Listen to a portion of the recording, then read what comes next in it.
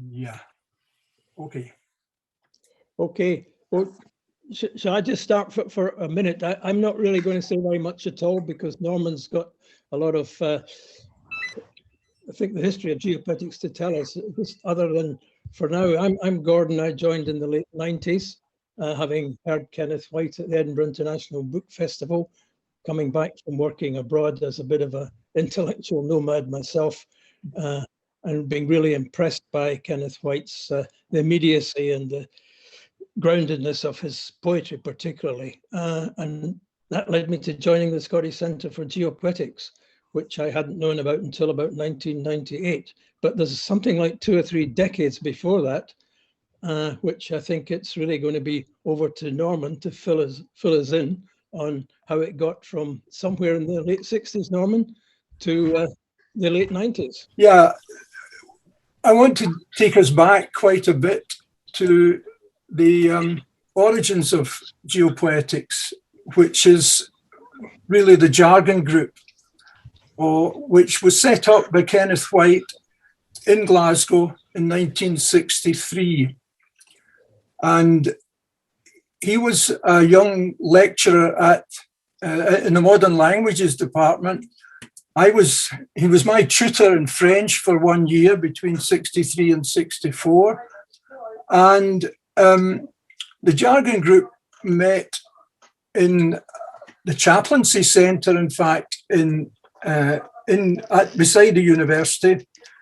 And Kenneth White gave lots of talks, and there was even poetry readings and field visits to other places.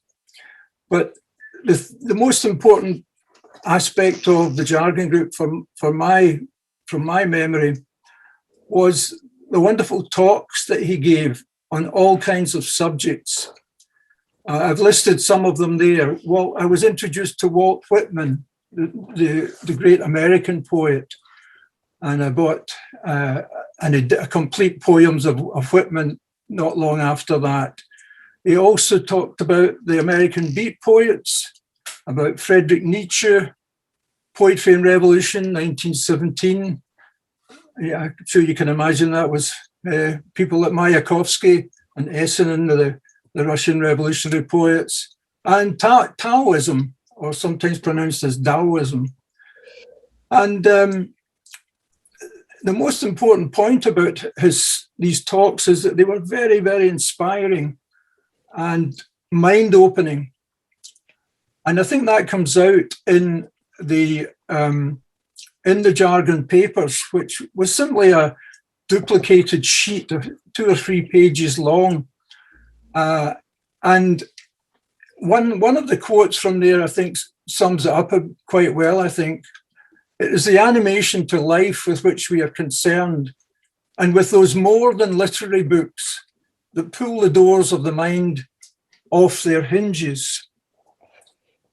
And then again in... Norrie, can I just interrupt? Are you sharing your screen just now? Because if you are, we're not seeing it.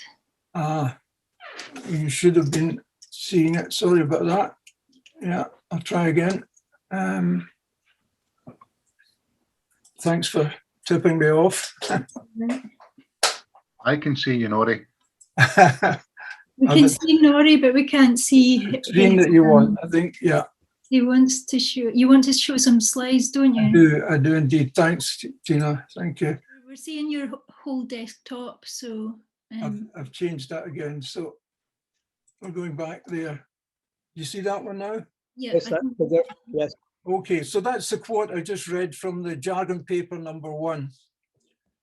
And Jargon paper number 2, there's another very good quote I picked from that, which is quoting Blake about life being a delight, and Samuel Coleridge saying experience of life was joyance. And the Jargon paper talked about a living, creative relationship to the world, people and things. And it also talked about cultural revolution. So I think you can see from that it wasn't just the literary side of the Jargon Group that impressed me. It was this feeling of a life to be lived and experience of life that should be a delight. And these jargon papers were late, I think about 1964 and 65, they were reprinted in Alexander Trocchi's Sigma portfolio. He tried to establish a network to create an insurrection of 1 million minds in what he called Project Sigma. And the jargon papers were circulated in that way to worldwide contacts that Trocchi had by post, of course, in those days. They didn't have the internet. So the Jargon Group was a very active group for about 3 or 4 years. And we also went on field trips. We walked over the moors to Fairley, where White had been brought up in Ayrshire. And we also went for a weekend to the Isle of Arran. But in 1967, Kenneth White decided to emigrate and give up his job at Glasgow University and to emigrate to France, and initially to Pau on near the Pyrenees part of France. I lost touch with Kenneth White for about 20 years. And but in the meantime, he was writing books and publishing in France.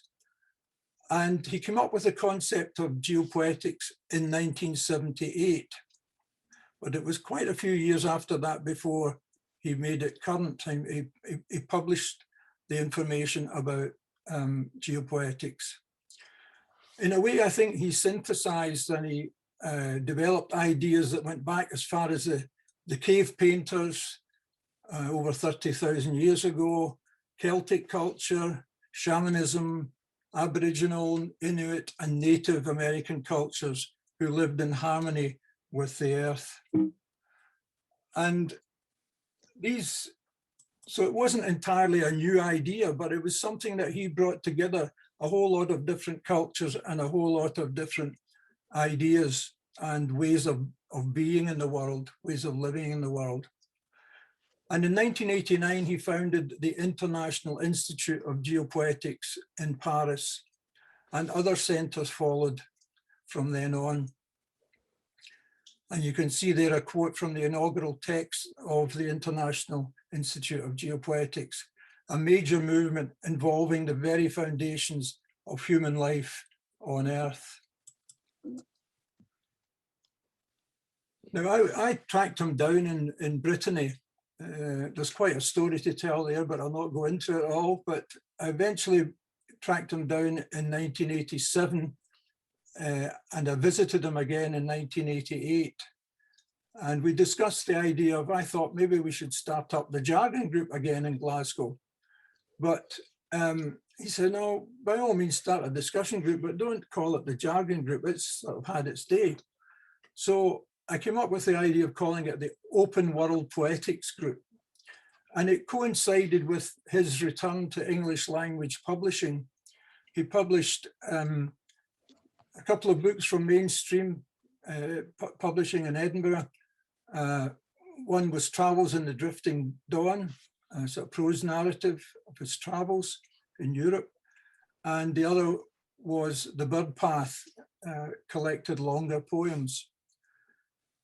And but there was no Scottish Centre for Geopoetics at that point. My thinking at the time was that people weren't ready for this concept and they weren't ready to join. We should have a more open group, a group that was less affiliated to the International Institute. So we called it the Open World Poetics Group. And of course, it was influenced by White's ideas. And we had like monthly meetings in Glasgow in various venues. And we went on weekends away to Ayershaw Lodge down at Elven Foot, just off the M74. We held poetry and music nights in the Scotia Bar and the Clutha in Glasgow, which we got paid to put on a night, which helped our fundraising. And most importantly, we produced 3 issues of Open World magazine. The first one is the grey one with pictures that are based on the cup and ring markings at Kilmartin, which Kate Sweeney McGee designed. The second one is the yellow one in the middle. It had articles by Gary Schneider and Kenneth White in it, an article about John Cage. And then the third one is the tree design, the branches. And these were produced with the help of Joe Murray, who was still publishing, I think at that point, or had just been publishing West Coast magazine. And he did much of the typesetting and design of the magazines. And they contained essays on some of the talks that had been given, but also new essays on the likes of Patrick Geddes, Taoism, Chinese poetry, and they included poems and artwork. We actually applied to the Scottish Arts Council for funding, but they said at the time, you've only produced 3 issues of a magazine. You need more before we'll give you any money.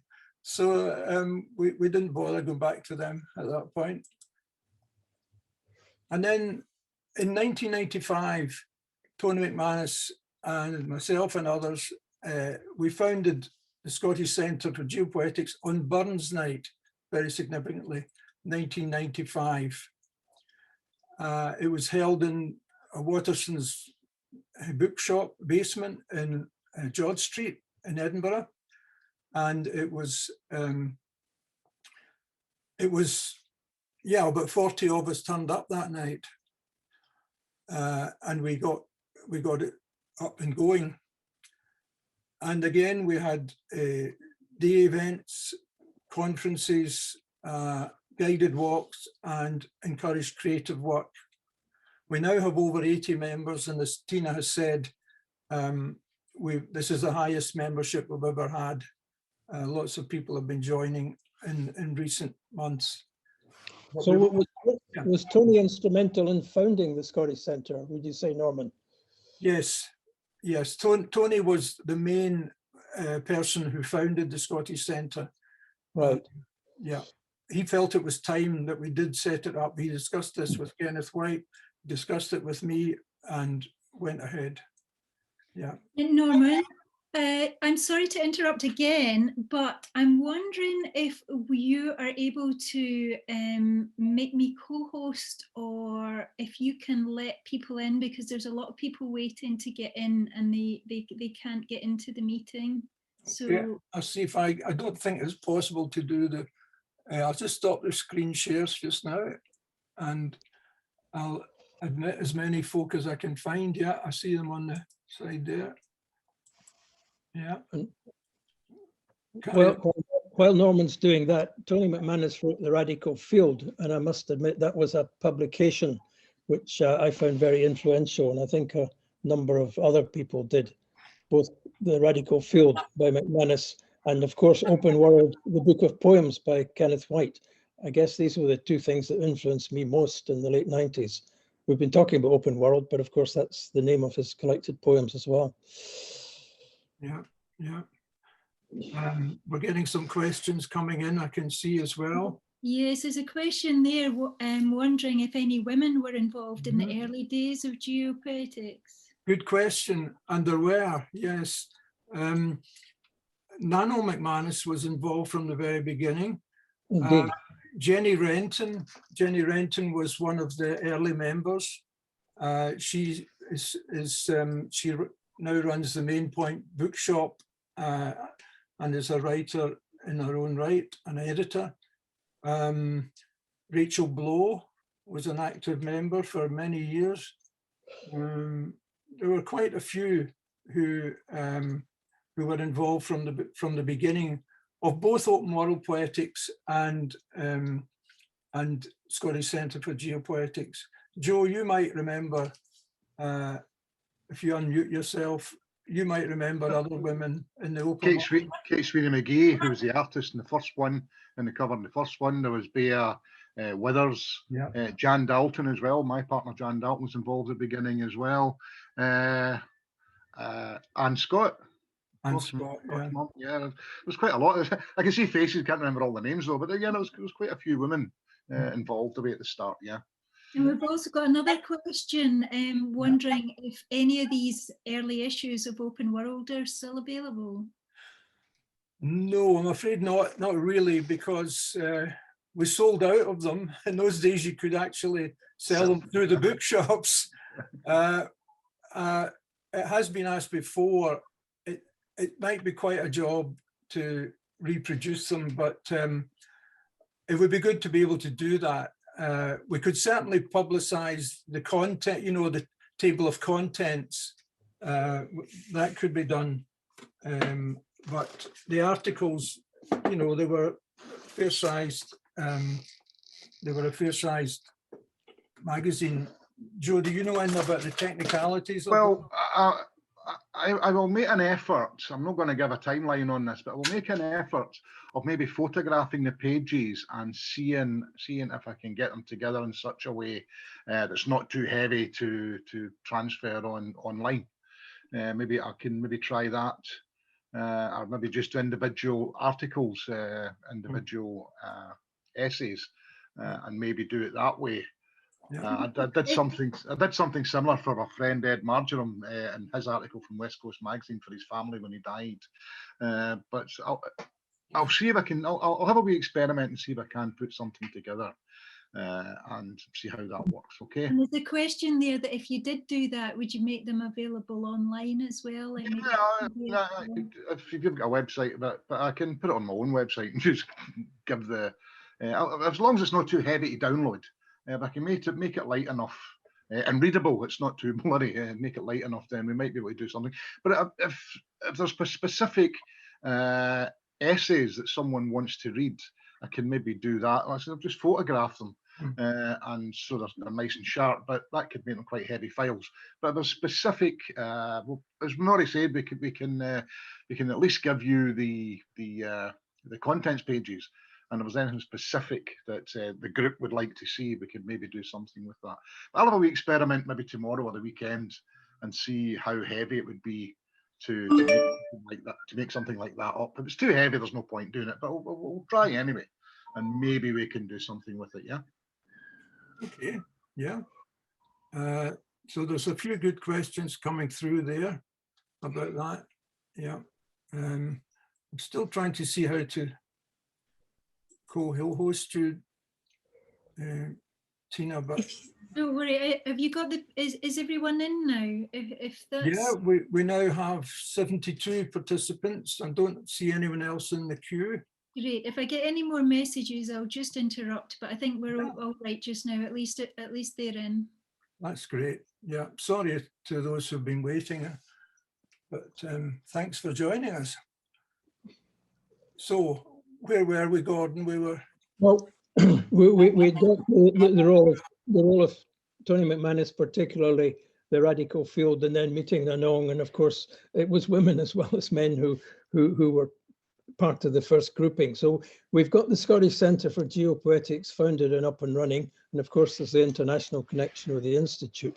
And then I think we need to know a bit more of how Geopetics came to be defined, Nori, and you've particularly done quite a bit in actually sort of honing down what the essence of Geopetics is. I think more than anybody else, you've probably worked on that in recent times, what Kenneth White called the grounding of the world. Do you want to say something more about that?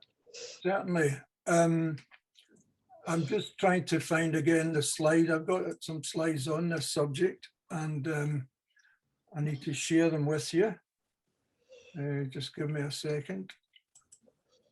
Because I mean, that was what really sort of focused me in, was the resituating sort of in a grounded way what knowledge of the world and landscapes was for those of us who've traveled around a lot, as White said, as an intellectual nomad, and how you resituate that both in a grounded way with a universal connection. And I think, you know, the definitions we've come to sort of do try and do that. Yeah, it's both universal and it's immediate, Geopoetics. yeah, and some of them are those definitions are on our website under what is Geopoetics. So that's a place to, if you haven't got these slides, you can get them in on the web. You get the definition of Geopoetics on the website. I'm just trying to share this again, this screen. Sorry about this. Try again. No, that's fine. And I think that's the work that went on in the early 2000s, isn't it, by the centre, and sort of beginning to establish in sort of pretty straightforward language what Kenneth White had always been on about, and sort of just honing that down to something everybody could relate to. And I think we have done that. Yeah. There you are. Can you see that slide now? What is Geopoetics? Is that up now? Yes. Okay. So these are just, if you like, elements of Geopoetics which taken together represent what Geopoetics is all about. So fundamentally, it places the Earth, the planet Earth, at the center of our experience. It does care about the Earth and all, and it tries to conserve all its life forms. So there can be an active political element to Geopoetics if members wish that to happen. But most of all, it's about developing a heightened awareness of the Earth, of which humans are part. And as well as a world outlook, it's also, very importantly, a way of perceiving and living in the world, a way of perceiving and living in the world. And that involves using all our senses and our knowledge and developing our knowledge to become attuned to the world. That involves study, but it also involves deconditioning the body-mind. For example, different techniques for that: simple walking, meditation, yoga. All of these are techniques which Geopoetics employs to become more open to the world. Geopoetics seeks to overcome the separation of mind and body and of human beings from the more than human world. It tries to learn from others who have attempted to leave the motorway of Western civilization, as Kenneth White calls it. Another name he gives to those folk are intellectual nomads, as Gordon has mentioned. So Geopoetics is a transdisciplinary movement, an approach to the world which is being used and tried out and developed in different countries all over the world, in research and in creative work. And I've listed some of the places where there are either small groups or, in some cases like Quebec, a very large group of folk who are practicing Geopoetics. And at the end of all that, it opens the possibility of radical cultural renewal for all of us as individuals and for society as a whole. And here we have, if you like, in a phrase, Geopoetics is about creatively expressing the earth. And that can be in a whole variety of arts ways, science, through sciences, philosophy, and indeed in combinations and collaborations of arts, sciences, and thinking. I don't know if you maybe want to, anyone ask any questions on that? I'm not seeing the chat at the moment, but there is a question there. There's a question, could it be considered as being a way of reading place as a simultaneous synergy of past, present, and future? Yes, I think that's reading place is certainly part of it, but it goes much wider than, like, for example, writing about place or making films about particular places. It includes that, the same as it includes ecology, and it includes a number of other practices. I think it's one of the things that people are finding why they're becoming more interested these days in Geopoetics, that, for example, nature writing is becoming very much more popular than it used to be. But many of the folk who talk about nature writing or write essays about them, they don't give any credit whatsoever to Kenneth White and the work that he and others before him have done. They tend to, as if it's all new. So I think, yes, being creative about place is an important part of geopoetics, but it's not the whole story. And I'd just like to kind of add to that on that kind of newness of it, that I think it seems as though there's something emerging within many creatives, many people, even within the sciences, that they are actually doing what would be considered geopoetics without actually any awareness of this, or any awareness of Kenneth White or his, although what they're doing actually would fit into this. Yeah, I don't know, Gordon, if you've found this, but a lot of people who've come recently to geopoetics, for example, visual artists like yourself, Tina, they often say, oh yeah, well, I've been doing that for years.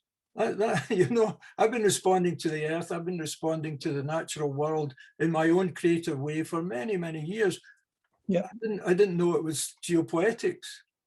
no, I think that's right, Nori. I mean, my medium is poetry, if you like, and when I used to have to write boring reports traveling in other countries, what was missing and what was not expressed, I used poetry, which I'd done since being young, as a way of expressing, but I hadn't actually brought them together until Geopoetics, yeah, which Kenneth White sort of helped open my eyes to a way of doing that.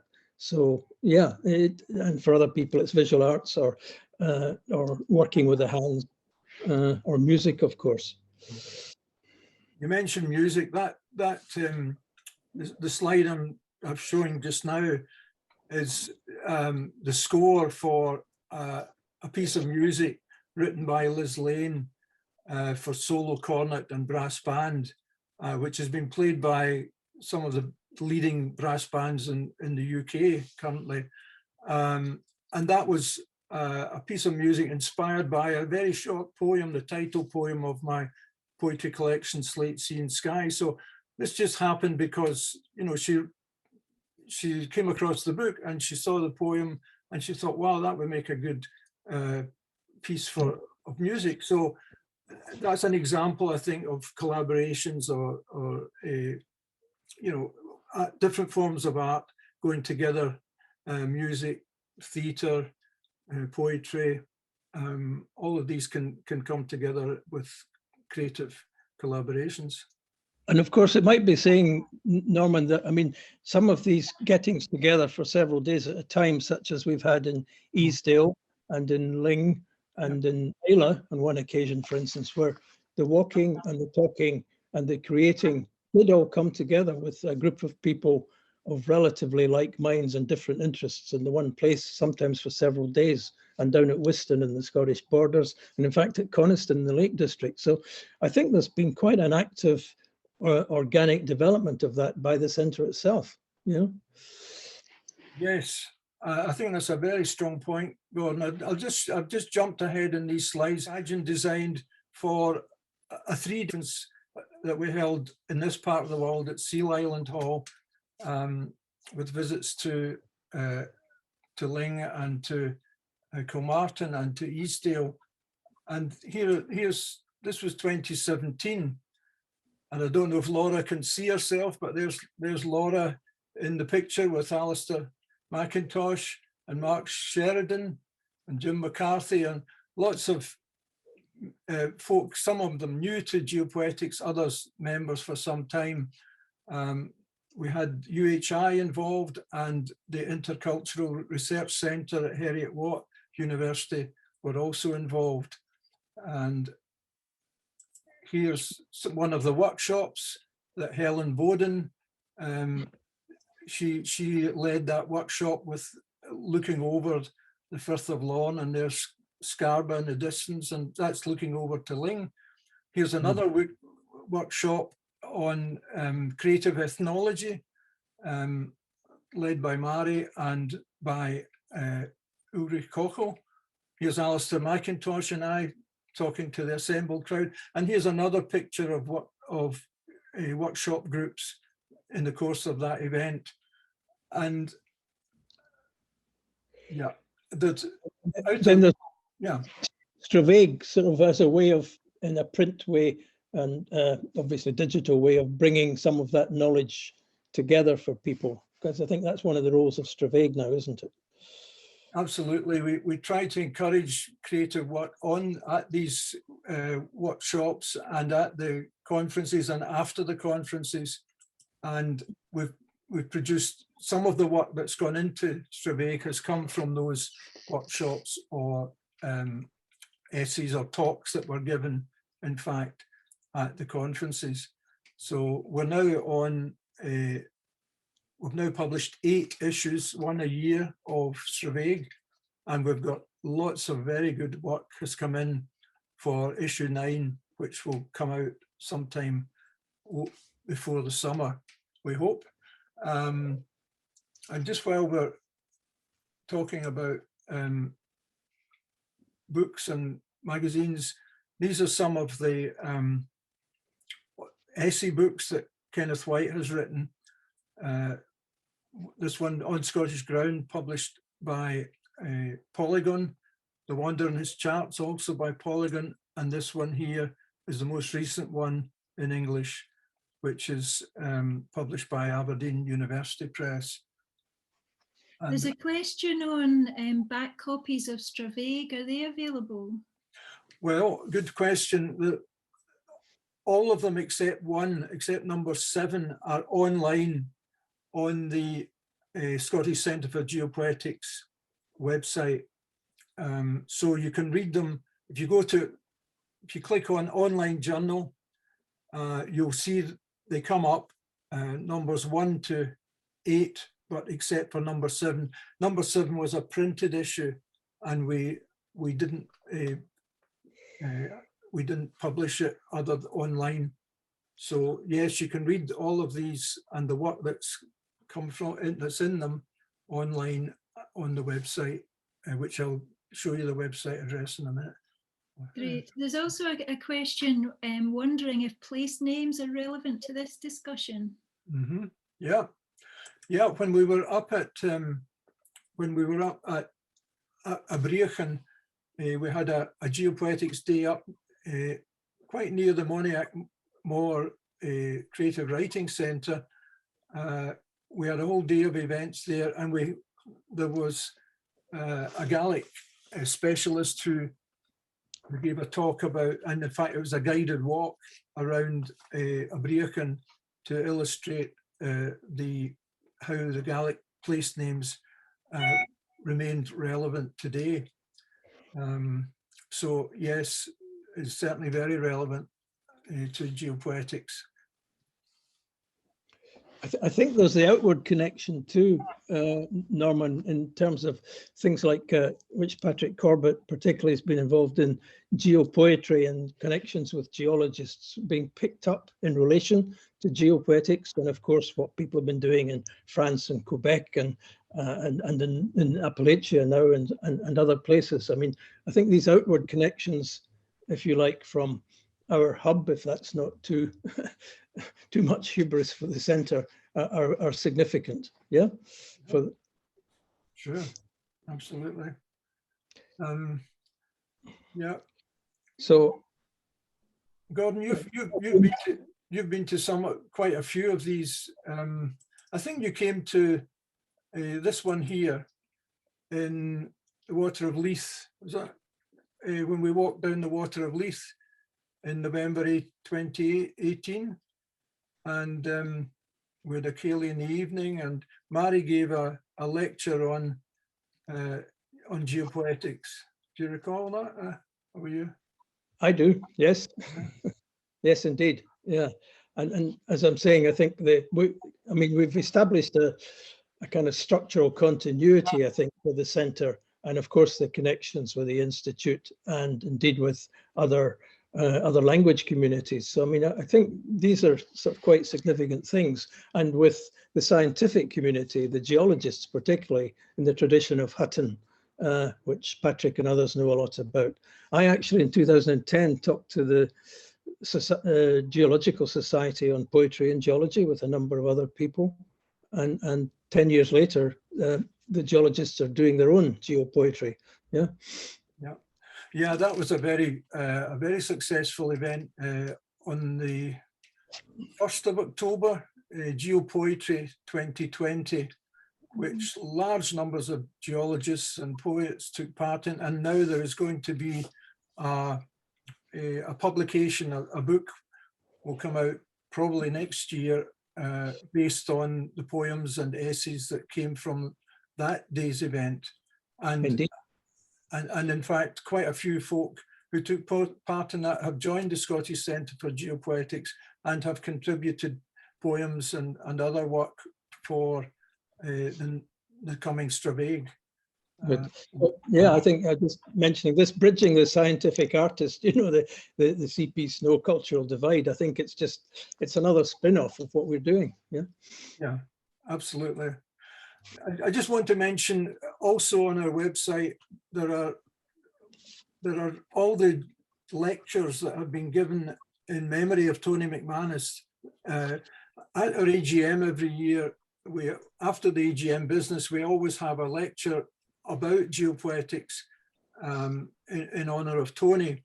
And Mary McFadden gave one in 2018, and it really received a wonderful acclaim from folk who read it on our website.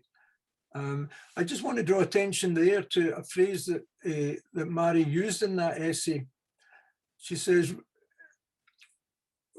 this recovering a sense of world, seeing life whole, to be fully human, to be fully alive.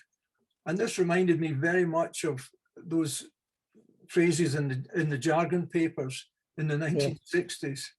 That it's not just about, you know, a literary group. It's about feeling alive in the world, and Geopoetics helps us to do that. So there's some of the references that people at Pat Kane and Jerry Hassan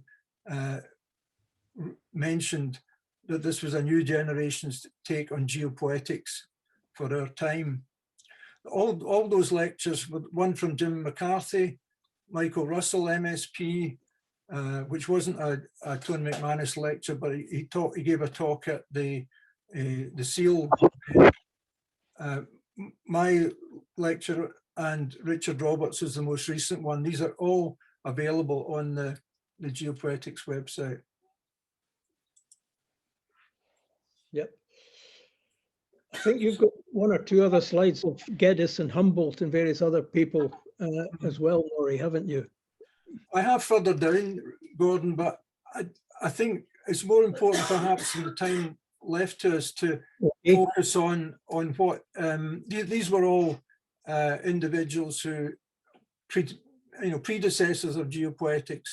I can bring them up at the end, but I think it's maybe more important to talk about how could we develop the Geopoetics now in the future. Yeah. And I'm making some suggestions there to see what folk think of them. For example, working this picture, I think it was May 2018, and it was in the French Institute in Edinburgh. And there's Kenneth White and his wife, Marie Claude, at the front. Ramon Fortiad and her husband from the University of Glasgow, who organised the event. Behind me, and with the long hair, is Regis Poulet, who is the president of the International Institute of Geopoetics.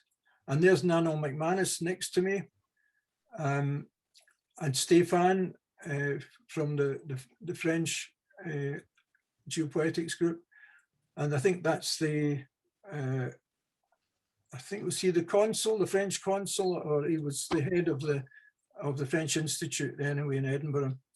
So we would want to work more together as different geopoetics groups and with individuals and with the universities. And I don't know if anyone's heard of the Association for the Study of Literature and the Environment.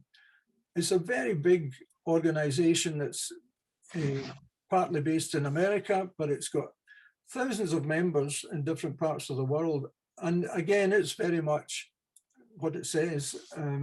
It's studying the connections between literature and the environment. So yeah, we want to develop more theoretical work and get some books out about geopoetics. There are some coming out from other countries, but you know, we've not published that many so far in Scotland. Great. If you're happy now to take any questions, if anyone would like to ask a question, they just unmute themselves. You could actually maybe put hands up with the reactions. I'll see if I can find you, or we could just, if anyone kind of wants to jump in. And anyone who's put stuff in the chat who hasn't had their question answered. I'm not seeing anybody. Just sorry, I'm only seeing this picture. Nori, you mentioned that issues. I put it in the I obviously send it to one person. I meant to send it to the group, but I'd asked about issue 7. You said it was a printed version, so therefore it didn't go online. Who designs the magazine?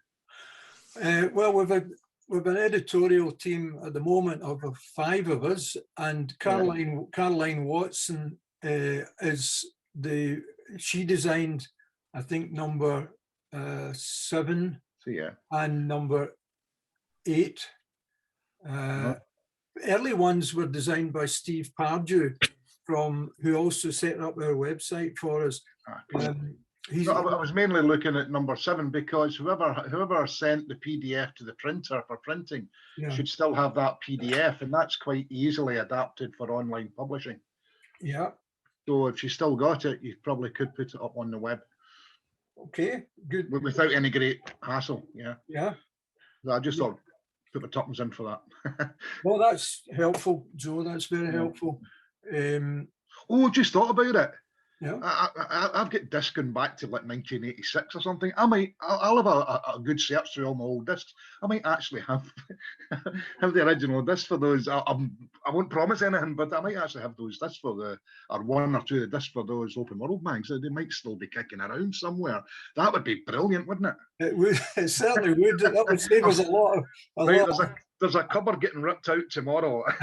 Jan's going to be really pleased with me. So, okay, she'll be working, so I'll try to be quiet. Okay, I'll have a look. You never know, but I will try that experiment with the camera anyway. Yeah, I would be very interested to see those, Joe. As you know, I've got 1 copy of all the magazines, but to have them online would be great. Yeah. So thanks very much for that offer, for having a good hunt in your drawers, Joe. Yeah, okay, I'll have a go. We just never know. We might actually have them, which would be great, but probably not. Okay, that's fine. Any other questions, Tina, that you can see just now? Yeah, there's one. The next one, I sent a message. Is it Martina? Yes, it is. It's actually more of an idea than a question. And it came to me again when I believe, Gordon, you wrote or spoke of active healing, of Schiller's categories of the naive and the sentimental, and the sentimental being the one who's aware of the split between oneself, one's own nature, and the nature of the rest of the planet, basically.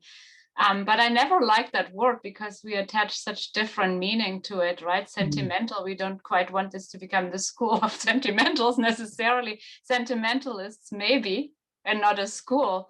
But this idea of healing or sort of bridging or thinking about or becoming aware of that gap seems to me has since Schiller become a very different issue, right? A practical one for survival, brutally speaking, not just psychological category or sort of a justification of yearning or whatever was fashionable at Schiller's time. I don't know what you think about that connection, but I just wanted to share that.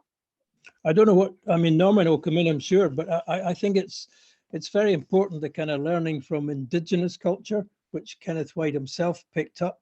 And a lot of, I was a geographer once, but and later social policy stuff. But I mean, there's so much in the environmental movement now, which is beginning to take heed of the relationship to the natural world and being part of it intrinsically, which can be learned from indigenous cultures, not a romanticizing of them, but a learning from them. And I think that is very important in terms of the healing.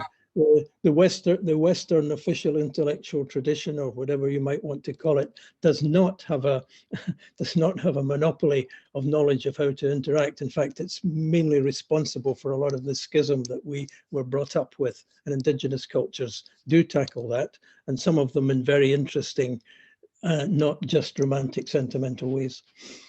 And White, along with that, I think I love that connection is always also made with Western traditions of very different times.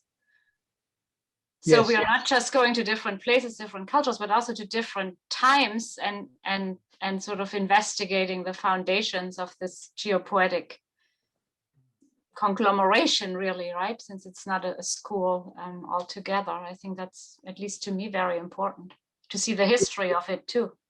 Yes, I'll stop at this point, let Norman come in. But there are times when various things were happening in our traditional cultures, which could have gone in different directions. But what actually happened was that the vested interests of big money and big power took over, and they went in another direction. Yeah. Right. Yeah. Norman. Yeah. I think what I was saying earlier about using all our senses and becoming sensitive to the world is crucial to geopoetics, and indeed to good health and healing. And I think one version of this is what's become popular in the medical world, is the health service, is the idea of mindfulness, which is basically a Zen Buddhist concept, becoming more aware of the world. And Kenneth White has read a lot of Zen Buddhism and talked about it. I practiced Zen Buddhism for about the Glasgow Zen Group for about 6 years.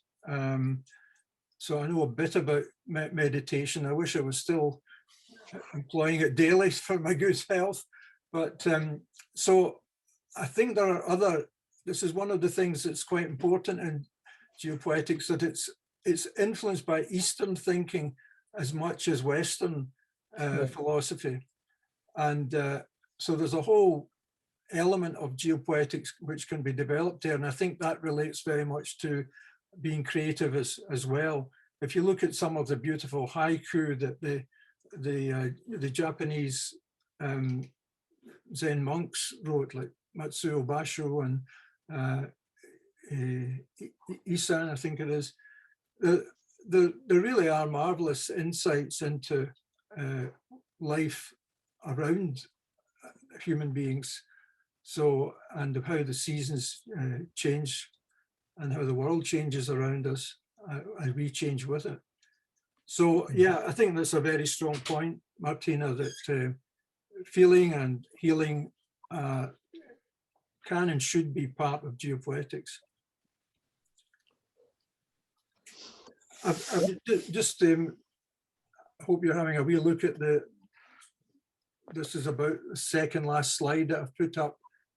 Other things that we might want to discuss about another conference. I'm writing a memoir about geopoetics and my memories of it and how it's developed. We're also thinking about a documentary film about the history of geopoetics. So these are all ideas for the future. There's still some hands up. So I think if Catherine goes next, and then Victoria. Mm-hmm. So just go ahead and ask your question. Hello, thank you. It's really lovely to be kind of listening again, because I came to the conference at Ling, was it 2 years ago or 3 years ago, and it's really reverberated with me for some time. And I'm actually including geopoetics as a strategy for my architecture students to connect with and embed in their thinking, in addition to the more conventional approaches. And I just wondered if there was any particular text you think would be most useful for architecture students, because kind of liminal intangibleness to it for them. They want facts and figures, and I specifically thought Geopoetics was really appropriate because there's something on the edges that I can't express it terribly well, but I kind of feel it here. So it would be great if there was a particular text that you could direct us to, and maybe some advice for me to take to my students tomorrow when I see them again. Okay, that's. I'm not sure we could get you something for tomorrow morning, Catherine, but a very good point. There is. It's only in French as far as I know, but one of the long-standing members of one of the French Geopoetics centres, I think down in Bordeaux, Jean-Paul Loubes, Loubes, has written a book about architecture and geopoetics. Jean-Paul Loubes. Stéphane may well know him. And I'm not sure if there's any English version of it. There is a copy. There is a copy. It's a limited French edition. Right. Oh, wow. Not translated. Has it been translated, Stéphane? No, only in French. Only in French available. Yeah.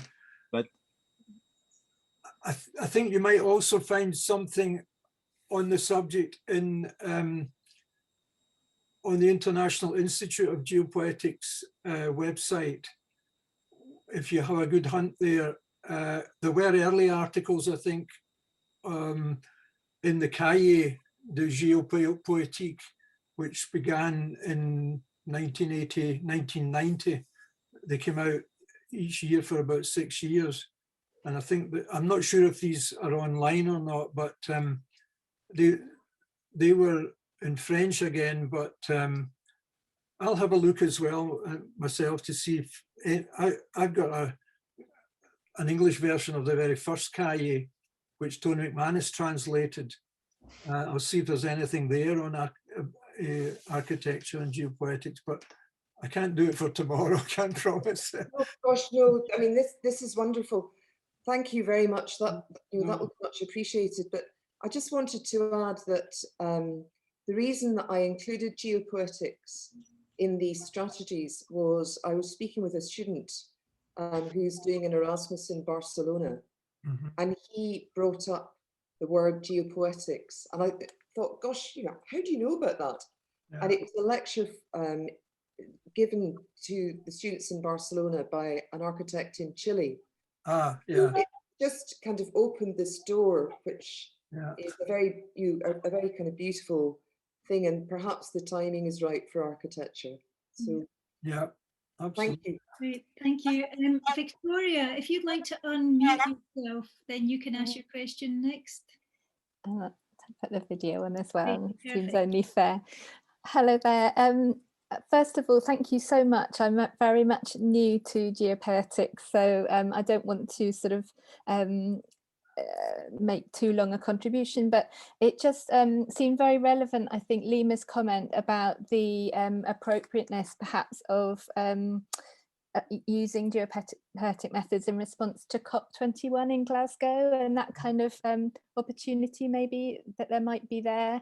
I wondered, in my mind's eye, I wondered whether a little action might be possible or something to think about, because at previous COPs there have been quite a lot of artists working in response and near the venues.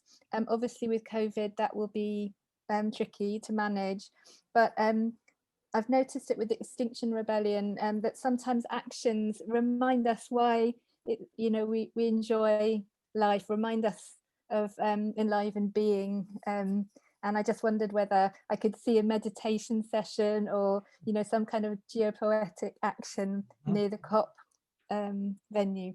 Yeah. Just a thought.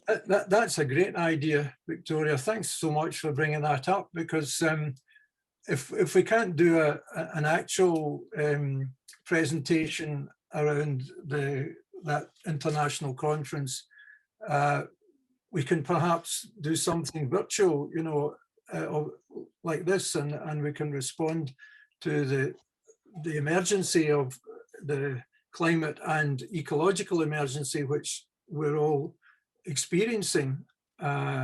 So I think that's a very good, very strong point, that we really should be thinking ahead to that.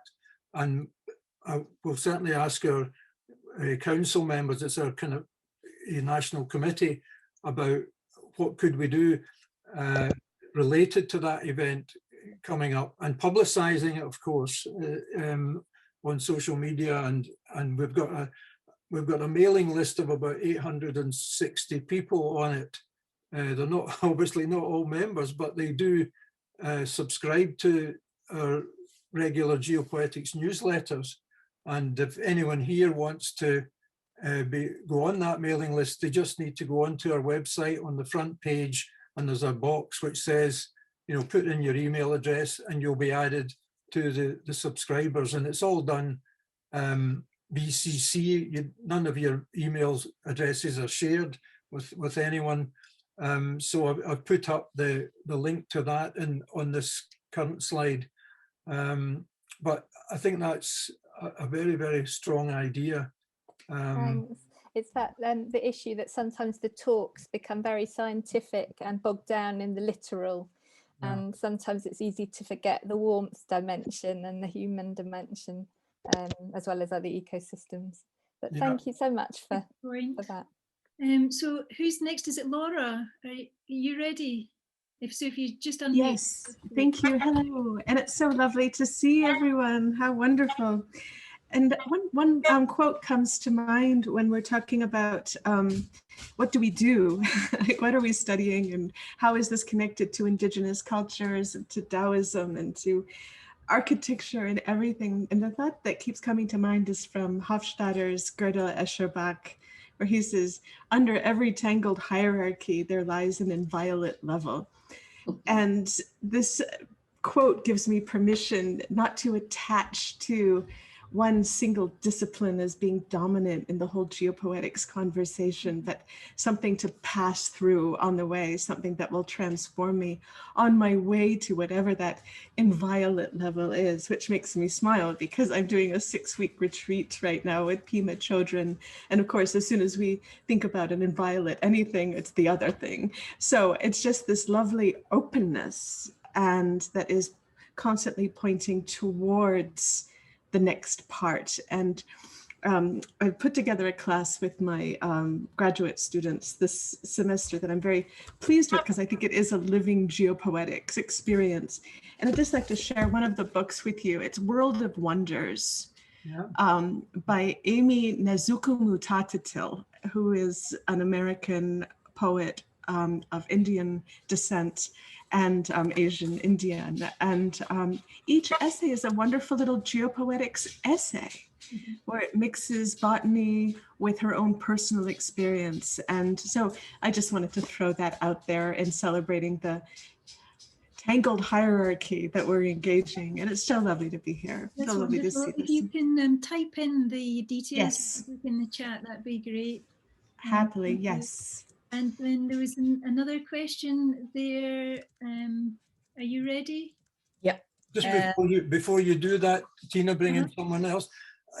That's a very good trailer for our next virtual Geopoetics conversation. It will be between Laura Hope-Gill, who we've just heard, and John Lane, who is a well-established American poet and environmentalist.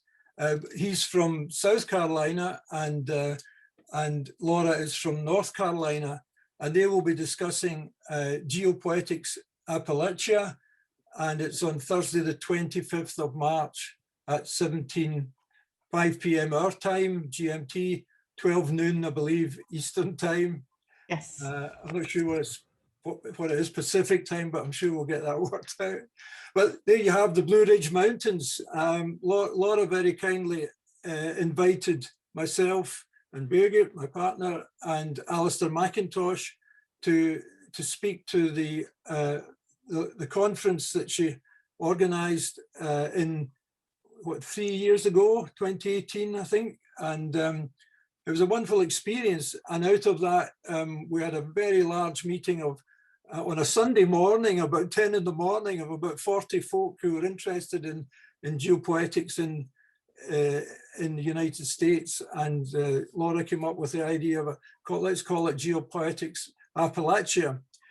So that's going to be a very interesting session in 6 weeks' time or so, and we hope you'll allow us to mail you about that and join in. We hope to get our Zoom a bit better organised by then, but we're doing our best here with all that.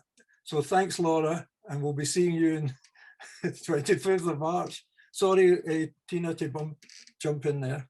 That's all right. So we've got another couple of questions coming in. So if you're ready, just go ahead. Yeah. Norman, I was wondering, would there be any possibility of scheduling a virtual conversation with Kenneth White? Given this is one of the advantages of the screen world, one of the few. Yeah. Well, in fact, I did ask Kenneth White after our AGM last November if he would wish to join us today for our first session, but he declined. He didn't say exactly why, but he didn't take up the offer. But he has sent us a short essay for Stravaig 9, which it's up to the editorial group, but I imagine they will want to include that. It's more about how the organisation of Geopoetics has evolved over the last 30 years. So that should be interesting. So I did try, but at the moment he didn't take up the offer. Thanks.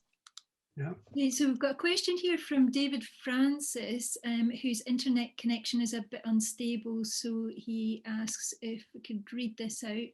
And so it's a long question. It's he's saying that White proposed particular ideas were central to Western civilization at different stages. For the Greeks, the revolution of the sun round the earth, the figure of Mary in the Middle Ages, Renaissance humanism, reason. Placing our relationship with the earth is what Geopoetics, a new ground, is moving on from all of these areas, all quite Euro and Western centric. How does Geopoetics relate to indigenous cultures and their cosmologies, connections with nature? Is there anything to learn there?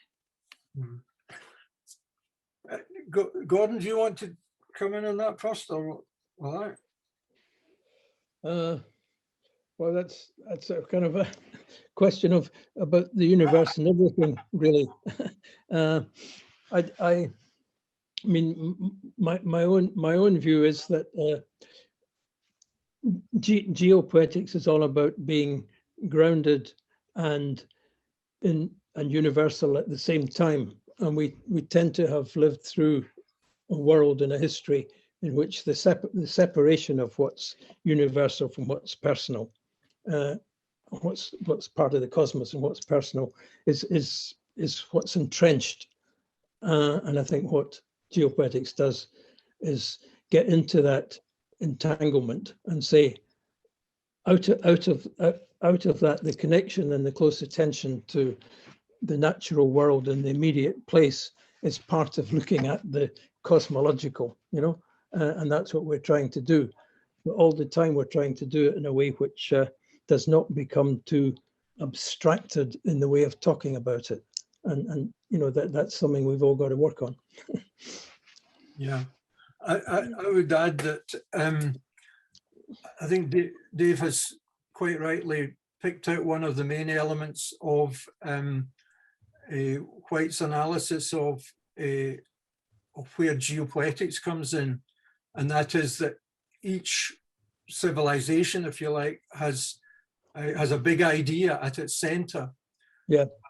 And I think the big idea of geopoetics is that the earth itself, of which humans are part, is Exactly. the big idea.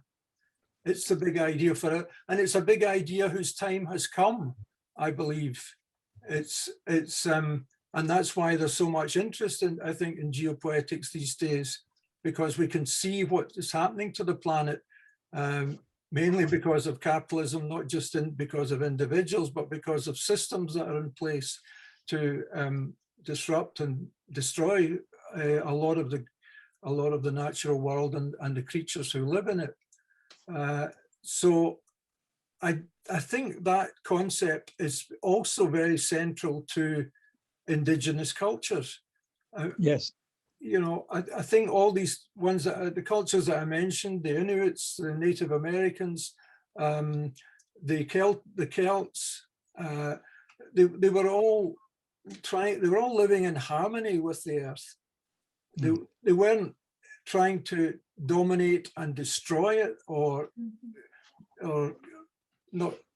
They were living alongside it. They killed animals when they had to, not for the pleasure of it, or not for just to survive the way other animals survive. So I think that would be my answer to Dave, that it is very relevant to those indigenous cultures, Aboriginals and Native Americans and others. Absolutely. You don't take without giving back, you know, and that's the thing to learn, because of course, modern capitalistic world is all about taking and taking and taking and growing and growing and growing. It hasn't been about balancing, or being reciprocal. And, you know, so that's the prosaic way of putting it. Geopoetics has a more poetic way of saying it's all about balance. And we have to learn from, well, everything from prehistory, from indigenous cultures, and from those who try, whether in environmental movement or elsewhere, to restore that sense of balance. So we have a relationship to various movements. Yeah. And I've heard it said in some indigenous tribes that any decision that's made is made with the consideration of the 5 generations on. How would that decision affect 5 generations on, with that the consideration of being more custodians of the land? Exactly. Yeah. Yeah. Very much so. So I'll just say that if anybody needs to leave, feel free to go, and we'll just continue on with any other kind of discussions, questions. But if you do need to go, just you're welcome to go. And thanks for coming. Yeah. Yes. Okay, but before anyone does go out, I do want to sincerely thank everyone who has been here today and shared the news about this first virtual conversation on geopoetics, but also to thank everyone for the very generous donations that they have made to this event. It's enabled us to extend the offer of the Zoom to up to 100 people, and for it to last much longer than the free offer of 40 minutes on Zoom. And it also will go towards paying all the contributors who take part in these. We do think it's important that people are given a small amount, if you like, to thank them for their contributions. So that's something that we would want to do for all the speakers who are coming on in the months and the years to come. So I've got another point, but I'll see if there's any other questions first. Yep.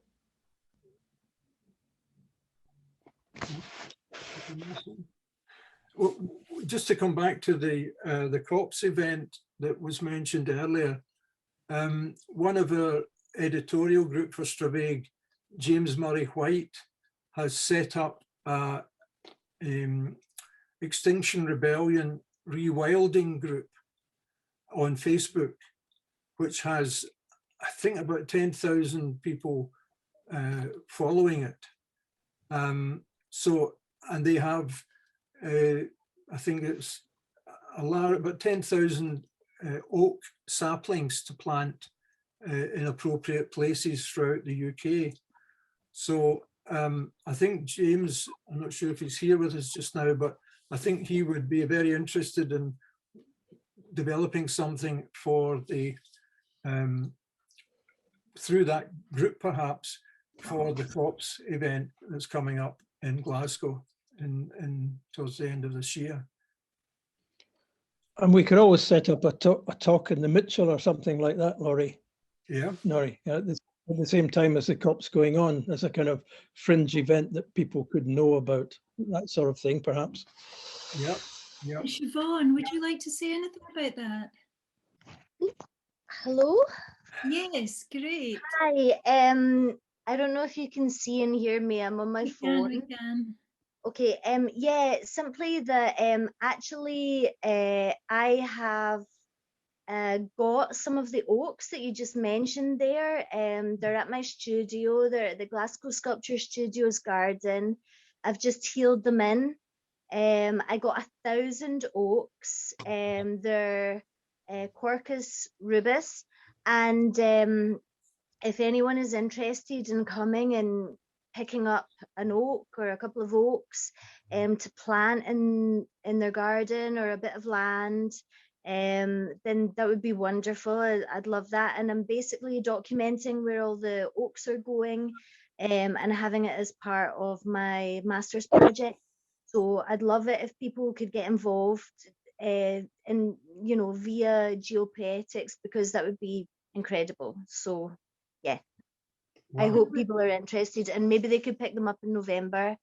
If you're coming for the COP thing in Glasgow, that could work out pretty well. Marvelous. Yep. What a great idea. And are you in Glasgow, Siobhan? Yeah, do you want to put your contact details into the chat, maybe an email address? Yeah. Yeah, that's fine. I'll do that. Okay. And you're in Glasgow, Siobhan, are you? Yeah, that's right. Sorry, I didn't want to keep sort of having my video on sound on, but yeah, I'm in Glasgow. I'm based at what is used to be called, well, it's called the Whiskey Bonds now, and it's at 2 Dawson Road, G4 9SS. I'm in the sculpture studios, and there's a garden there that people can pick up the oaks from, and it would be wonderful to be linked in with Geopoetics in that way. That would be fantastic. So wonderful. I'll put the address in the chat. That's great. Thank you very, very much. All right. Great offer. Obviously, you have to have a pretty big garden if you're going to plant an oak. Well, yeah, I mean, but the thing is that these oaks would have been destroyed otherwise. So even if you had a pot that you could keep the oak in, or even bonsai them, I think that would be okay. The trees are from you know, they were grown in a nursery, so they don't have any disease, and they've got plant passports, tree passports, so don't need to concern yourself with that. Great, great. Thank you very much. I think we need to look at the time, Tina. It's moving on. Yep. People are disappearing one by one, so unless you know there's anything else urgent, or we could maybe, I mean, we're at kind of 25 past. Yep. If anyone's got any kind of last questions that they'd like to ask, or anything, any comments or anything that they'd like to add, you're welcome. We'll just put them in the chat, because we'll see them when it's over. Can I just finally draw to your attention, if you'd like to join the Scottish Centre for Geopoetics, it costs £10 if you're working, or £5 if you're unwaged each year. That's an annual subscription, and that's the link on our website under membership. There's a form there, simple form to fill in, and it can be emailed to myself or to the treasurer, Dave Francis. And yeah, if you do join us, if you're new or if you don't have it already, we send you this book here, Grounding a World, Essays on the Work of Kenneth White, which came out in 2005, and you'll get a free copy posted to your home address if you join the Scottish Centre or renew your membership to it. So we think it's a good offer. It normally retails at $9.99, so we think it's a pretty good deal. And we hope many of you will join us and that you've enjoyed today, and that you'll come in to all the other events that we're lining up. The next one at the end of March, as we said, and others that are to come every 2 months. There was a question if we've got a calendar of events coming up. I don't think we don't have that yet, do we? No, we've got a kind of provisional program, but we have to arrange dates. I think the one after in May is planned to be between two of our leading members on music and geopoetics, with Mark Sheridan, composer and musician and writer, and Dave Francis, who is very active, as you know, as a musician in the traditional music world.